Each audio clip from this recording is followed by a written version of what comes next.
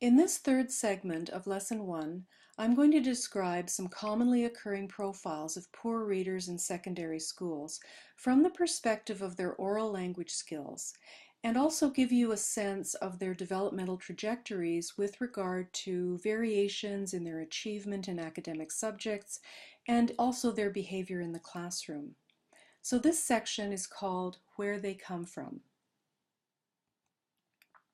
One of the most common profiles of poor readers is that of students who are identified as having speech and language delays during preschool years. These children would have shown delayed development in some or most of the basic level systems: phonology, morphology, vocabulary, and syntax. Among their deficient skills would most likely have been poor phonemic awareness, and they would have also likely had remedial supports in the earlier grades for reading and math perhaps as well, and that this may have continued through their elementary grades. Other children might have appeared to sort of normalize or grow out of their oral language difficulties, even though they may have retained some observable difficulties with reading. But language researchers have found that there's sort of an illusion of recovery in these children because their language-based difficulties tend to emerge again later on, especially in the middle, elementary, and higher grades. By the elementary grades, weak language development may pass under the radar, as the instructional focus tends to be on things like reading, writing, and math. Children with this sort of profile of weak language development may also have difficulties with social skills, which draw on pragmatic language or the use of language in different situations, for example, socially and for other communication purposes. And from this, there may be some behavioral concerns that get in the way of academic learning. This is sometimes the start of a downward spiral for kids who are not successful either academically or socially, and they may start to plateau in their growth due to low self-efficacy, low self-esteem, and limited self-direction. By late elementary and middle school, these children are struggling not only with the decoding and word identification aspect of reading, this has been with them since the earlier grades, but also with reading comprehension. If you think back to the simple view of reading as being the product of word recognition and language comprehension, if both of these components are poorly developed, then reading comprehension failure is almost guaranteed. With this comes problems in light of the higher level language skills needed to work with the curriculum, such as the ability to make inferences and reason with abstract concepts. These functions are well beyond the capabilities of these poor readers. So in essence, these kids have sort of become stuck in an earlier level of language ability, and they're having difficulty bridging into higher level literacy skills. They also have few opportunities for language growth because they can't access new information via reading.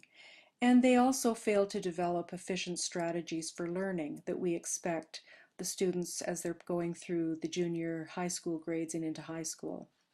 One example is the common pattern of many poor readers to try to memorize longer information verbatim, which of course is not possible to do and is also a very inefficient strategy for remembering details.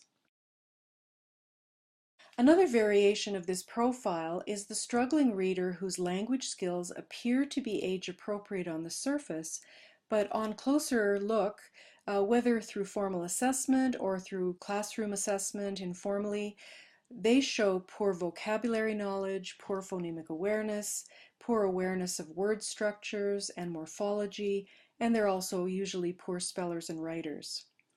These students might do fine on an assessment of intellectual abilities, and so they can be considered to be within the average range of cognitive development, but they have extremely deficient skills in academic areas. Another profile is that of students who have difficulty with distractibility and attention control, or that have mild behavioral difficulties, or are disorganized and have trouble following through with assignments. These students may have mild language weaknesses that mainly affect situations where higher level language skills are needed, such as comprehending new information, reading textbooks, and attending to small details in assignments. These students also have average ability, but a closer look often reveals mild, subtle, but impairing issues with receptive and expressive language in some situations that affects their academic performance.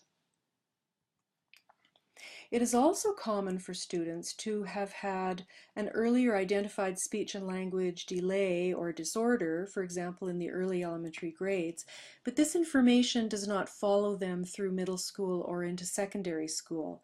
They are now labeled as having a learning disability or possibly attention deficit hyperactivity disorder, ADHD, and the focus is really off their oral language skills. And their IPP documents do not tend to address their receptive and expressive language weaknesses, even though these have persisted through their development and are still affecting their learning. These students also usually have average ability cognitively and are expected to be able to listen and express themselves as well as their peers. A fourth profile is that of students who did not show any obvious history of difficulty with oral language or early reading and writing, but begin to show declining grades after about grade 4.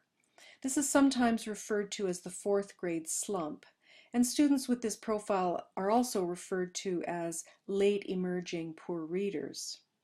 The issue here is usually poor reading comprehension and limited development of reading to learn skills as the academic language of the curriculum becomes more dense and more complex, especially in the content area subjects.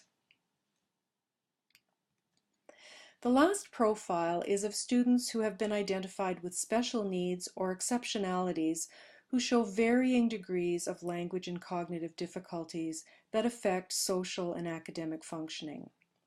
Again, in secondary school, the focus of their individualized programs is most likely to be on specific academic skills, even though they have ongoing language-based learning issues and would benefit from instruction and support in this area. So these are some types of students and skill profiles that I've encountered in my past work in schools. In most cases, the referral for assessment is because of poor reading, but in the end, some level of oral language difficulty surfaces and also needs to be part of an intervention plan. To wrap up with 3 general points from the preceding presentations, I think we can safely conclude that oral language is a foundation skill for learning to read. Also, the oral language system is complex with many interacting parts. And thirdly, even though students' oral language appears to be okay on the surface, it may not be well enough developed for them to progress in higher level academic learning, and they need continued teaching and support to develop their skills further. So this is the end of Lesson 1.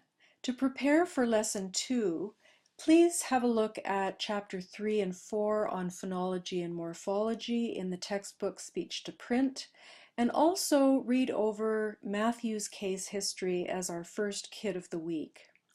Try out the phonological and morphological practice activities on the website, and maybe even try these with your students before the next lesson. Please write a reflection of your experiences with the activities and how your thinking is changing about the reasons for some of your students' poor reading.